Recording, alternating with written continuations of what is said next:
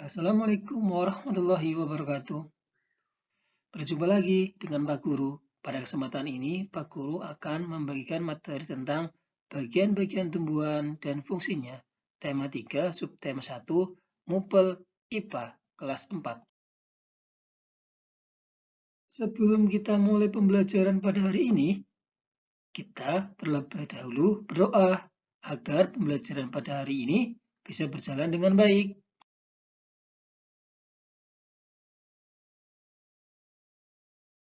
Dalam masa pandemi COVID-19, Pak Guru tetap selalu mengingatkan tentang protokol kesehatan, yaitu 5M, memakai masker, mencuci tangan, menjauhi kerumunan, menjaga jarak, dan mengurangi mobilitas.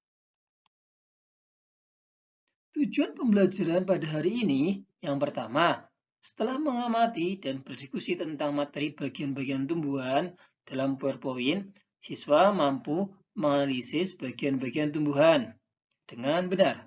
2. Melalui kegiatan tanya jawab bersama guru, siswa mampu merinci fungsi-fungsi masing-masing bagian tubuh dengan benar. Yang ketiga, setelah mengamati tayangan PowerPoint, siswa mampu membuat laporan hasil pengamatan bagian-bagian tumbuhan dengan benar. Bagian-bagian tumbuhan dan fungsinya. Selamat datang. Kalian bersemangat mengikuti sesi belajar seru ini. Yuk kita mulai pembelajaran pada hari ini. Menurut KBBI, fotosintesis adalah pemanfaatan energi cahaya matahari oleh tumbuhan berhijau daun atau bakteri untuk mengubah karbon dioksida dan air menjadi karbohidrat. Tumbuhan hijau membuat makanan sendiri melalui proses biokimia pada klorofil dengan bantuan cahaya matahari. Klorofil atau disebut juga zat hijau daun adalah zat penghijau tumbuhan yang berperan penting dalam proses fotosintesis. Proses fotosintesis pada tumbuhan dimulai dari karbon dioksida yang diambil oleh mulut daun pada malam hari. Tumbuhan juga mengambil air dari dalam tanah dengan menggunakan akarnya.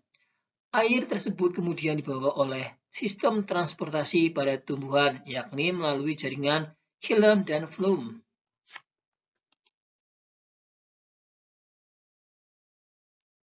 Bagian-bagian tumbuhan: 1. Akar, 2. Batang, 3. Daun, 4. Bunga, 5. Buah dan biji.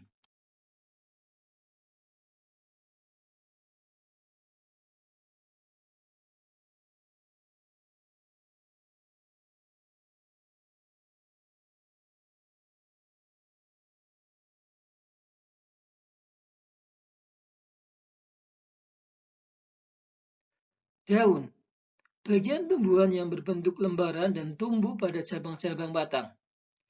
Batang, bagian tumbuhan yang berada di atas tanah. Akar, bagian tumbuhan yang tertanam dalam tanah atau beberapa ada di atas permukaan tanah. Buah dan biji. 1. Akar, bagian tumbuhan yang tertanam dalam tanah atau beberapa ada di atas permukaan tanah.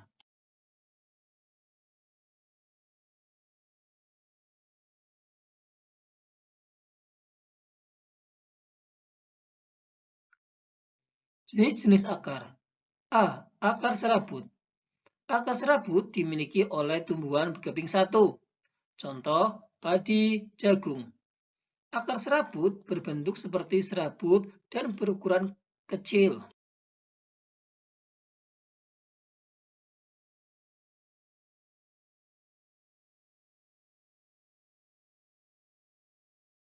B. Akar tunggang. Akar tunggang dimiliki oleh tumbuhan berkeping dua. Contoh, mangga, jambu. Akar tunggang terdiri atas satu akar besar dan akar-akar lain merupakan cabang dari akar utama.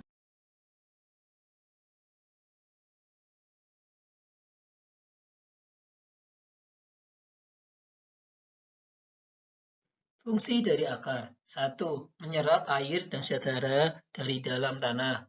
2. Menguatkan berdirinya tumbuhan pada tempat tumbuhnya. Dan yang ketiga, menyimpan cadangan makanan.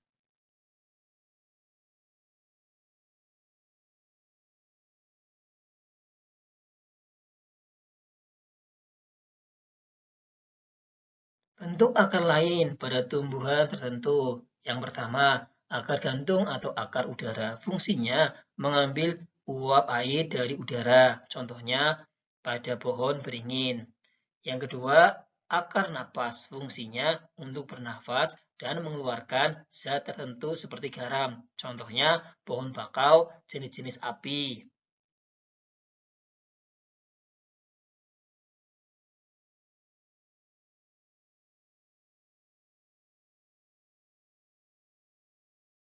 Yang ketiga, akar papan atau banir. Fungsinya membantu tegaknya tumbuhan. Contoh pada akar pohon kenari dan pohon randu. Yang keempat, akar tunjang. Fungsinya sebagai penahan tumbuhan agar tidak roboh. Contoh pada akar pohon bakau dan pandan.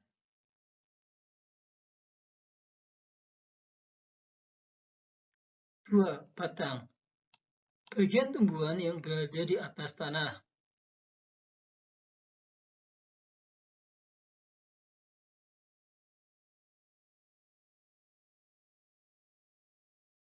Fungsi dari batang. 1. Menyalurkan air, zat hara, dan zat makanan ke seluruh bagian tubuh. 2. Tempat tumbuhnya daun, bunga, dan buah. 3. Tempatnya penyimpanan cadangan makanan pada beberapa jenis tanaman tertentu, misalnya tanaman tebu.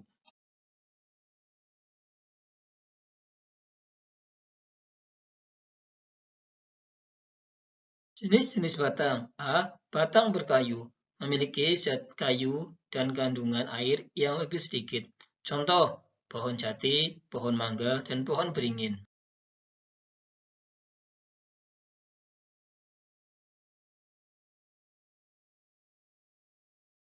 B. Batang basah dan berongga, berstruktur lunak karena mengandung lebih banyak air dan udara.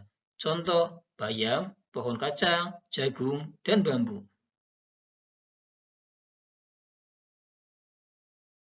3. Daun. Daun berfungsi tempatnya fotosintesis.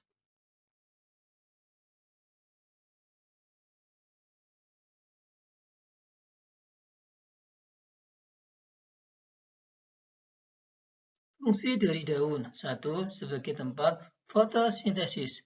Fotosintesis adalah proses pembuatan makanan pada tumbuhan dengan bantuan energi cahaya matahari. 2. Sebagai tempat penguapan air. 3. Sebagai alat pernapasan pada tumbuhan.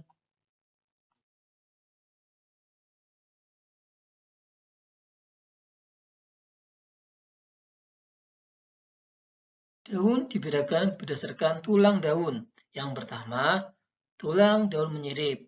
Kedua, tulang daun menjari. Ketiga, tulang daun sejajar. Yang keempat, tulang daun melengkung.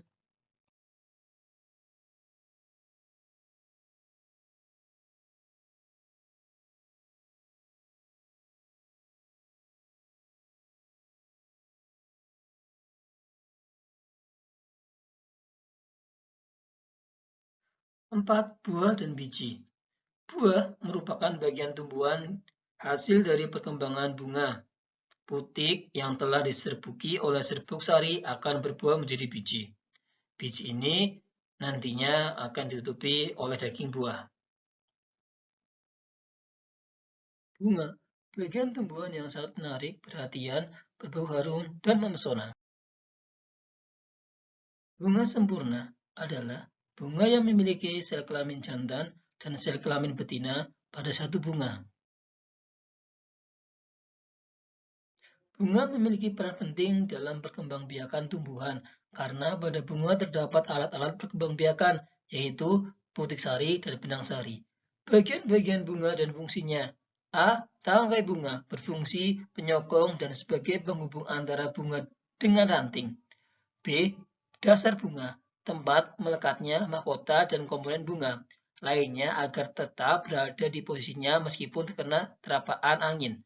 C. Kelopak, berfungsi melindungi mahkota pada saat kuncup. D. Mahkota, berfungsi membantu penyerbukan bunga dengan menarik perhatian para serangga agar menghinggap.